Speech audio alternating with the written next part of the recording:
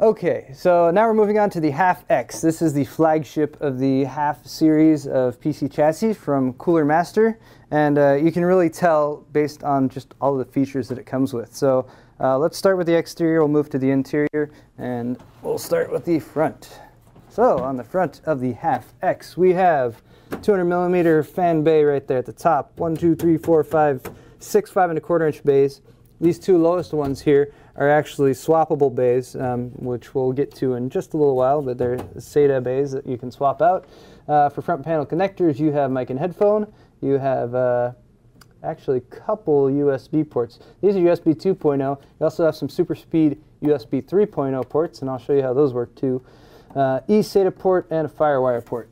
Our power and reset buttons have a little protective cover, which is handy, especially if you have people who like to come over and lean up against your computer case and maybe turn it off. Nice to be able to cover that up. On the top, we have two 200mm fans for exhaust, which is a lot of fan for exhaust on the top of the case. There's a look at the opposite side, just a little bit of corrugation from the side.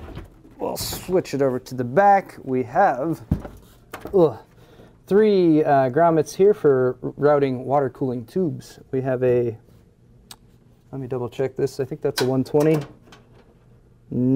Wait. 120 or 140. It looks like they've given you a 140 right there. Right, 140. Yes, that's a 140mm fan, but it will accept either size. Input-output shield there. Here's all your PCI expansion slots. A little bit more airflow right there. Power supply mounts at the bottom.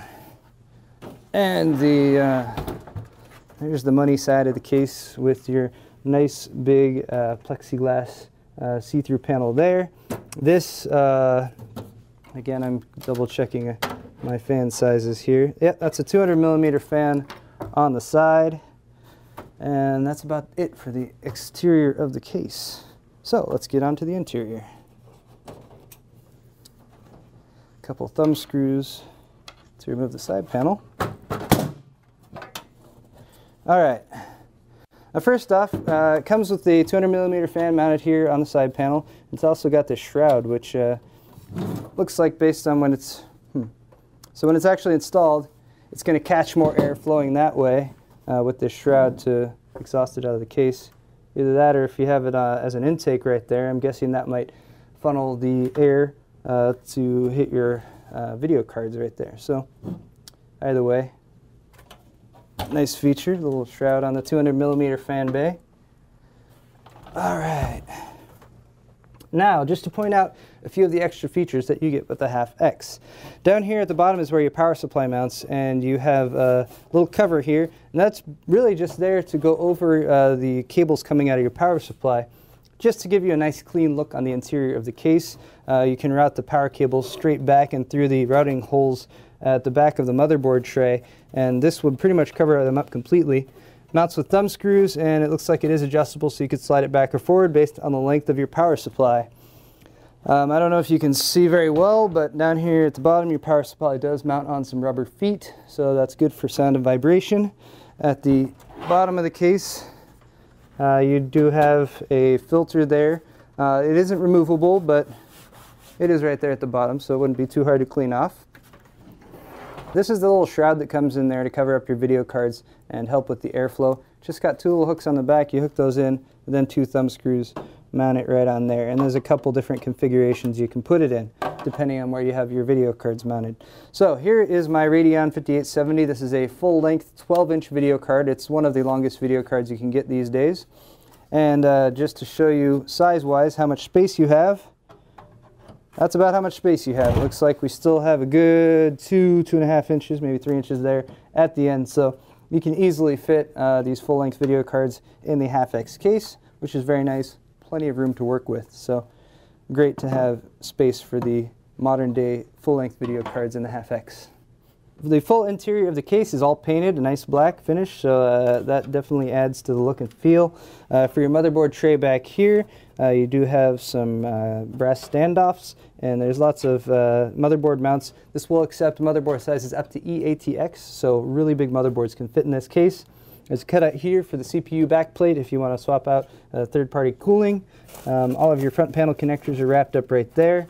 For cable management, there are rubberized grommets with pass-throughs right there, so that keeps cables nice and clean. Also keeps the air from passing through there, so additional help with the airflow via that method.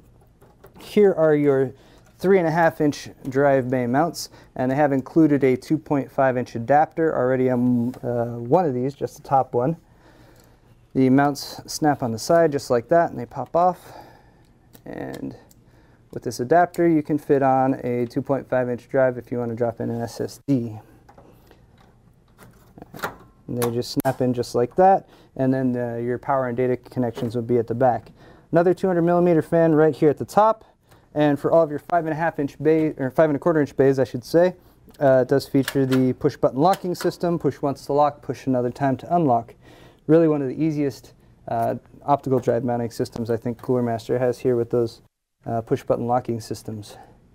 All right, let's move on to the accessory box, which is right up here. One moment while I disengage it.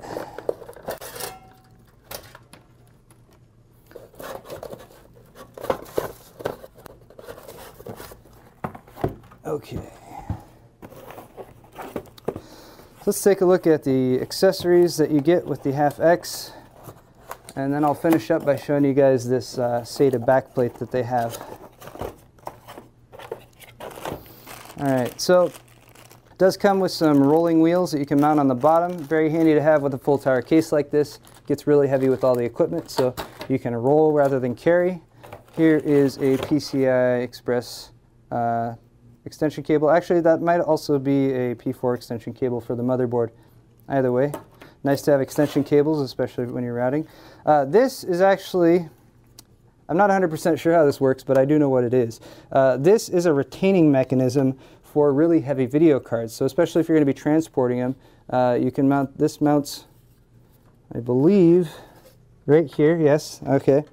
And it bolts on in the back, and pretty much it's just a lock, so you can drop that over so it will actually fit under your video cards just to hold them up. Really nice to have, especially if you're running a 2-card or 3-card SLI or Crossfire configuration.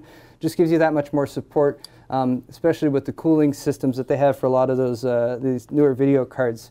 They can be really heavy, and it can put a lot of stress on your motherboard while you're transporting in particular. So nice little retention mechanism to have there. And then here we have standard motherboard standoffs, screws, some zip ties for cable management, a speaker, and then USB cords. What these USB cords are for, actually pull them out of the bag.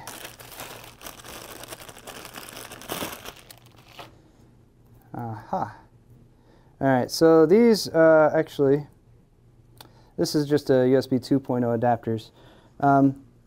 If you notice, there are USB 3.0 ports on the front of the case, and there's this, let me untie this so I can show you that. One of the small shortcomings of USB 3.0 right now is there's really no motherboard standard for it yet. We're expecting one to come out hopefully by next year.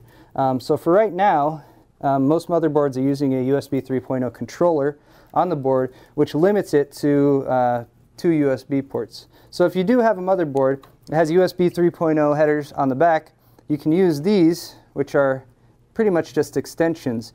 So you actually route these out the back of your case, plug them into your USB 3.0 headers, and that way you can pretty much just move your USB 3.0 ports up to the front of the case. Definitely really nice to have, because it stinks to have to go around the back of your case every time you want to make use of those USB 3.0 ports, I should say. And there's all the rest of your front panel connectors. Just tuck away there for right now. Okay, final item. Let me just turn this around so you can take a look. Is the Sata Backplane that you have right here. I really like these, especially if you swap out hard drives more often than once or twice a year. If you have a backplane, you can route cables from your motherboard. So you just route a data cable from your motherboard, you route a power cable from your power supply, you plug them in right here. So there's 2 SATA ports, and you also have a Molex power plug right there, so just one power plug. And those go to this backplane, which connects to these front 5.5-inch bays. And these front 5.5-inch bays are removable, or so I'm told. Let me double check. Ah, there we go. So you squeeze in the grips on the side, and that pops right out.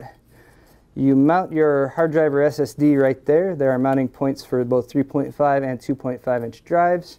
And you just slide that in and connects to the Sata Backplane. And you have a really, really easy way to swap hard drives out of your system. And you don't have to go down and fumble with your motherboard to plug in additional power cables, or data cables, which can be really annoying, especially once your system's all built and you have video cards that are blocking that. So, I think that pretty much covers it. This has been the Cooler Master HAF X full tower computer case. Thank you very much for watching today's video, everyone. This has been the Cooler Master HAF series of PC chassis. My name's Paul, and we'll see you next time on Newegg TV.